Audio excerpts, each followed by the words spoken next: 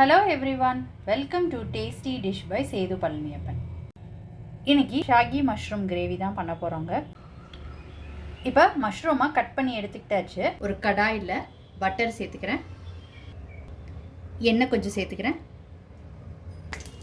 Butter உருகினதுக்கப்புறம் இதில் ஒரு இலை, காடமம், க்ரீன் காடமமில் 2 சேர்த்துக்கிட்டு இருக்கேங்க, பிளாக் காடமமில் 1, கிராம்பு, பட்டை 1 சேர்த்துக்கிட்டு இருக்கேன், ஒரு பச்சை மிளகா, காஷ்மீரி ரெட் சில்லியில் ஒரு 4, பெரிய வெங்காயம் 2 பெரிய வெங்காயம் சேர்த்துக்கிறேங்க, இஞ்சி பூண்டு பேஸ்ட் சேர்த்துக்கிறேன்,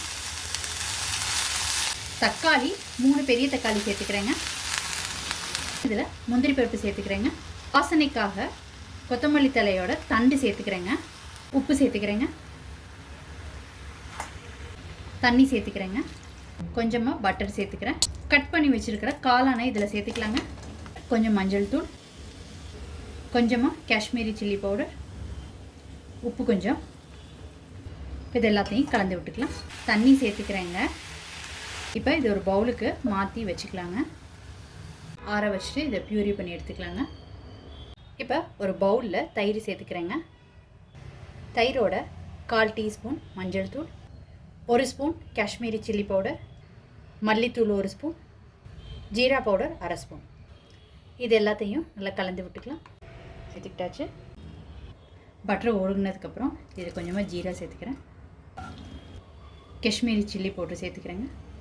அடுத்து இதில் தயிர் கலவையை சேர்த்துக்கலாங்க, வெங்காயம் தக்காளி பியூரியை சேர்த்துக்கலாங்க,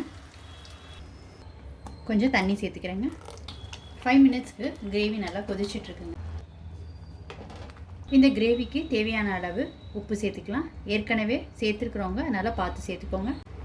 மஷ்ரூம் சேர்த்ததுக்கப்புறம் ஒரு 2-3 நிமிஷம் கொதிக்க விட்டாச்சு. இப்போ கரம் மசாலா தூள் சேர்த்துக்கிறேன், கசூரி மெத்தி லீவ் சேர்த்துக்கிறேன்,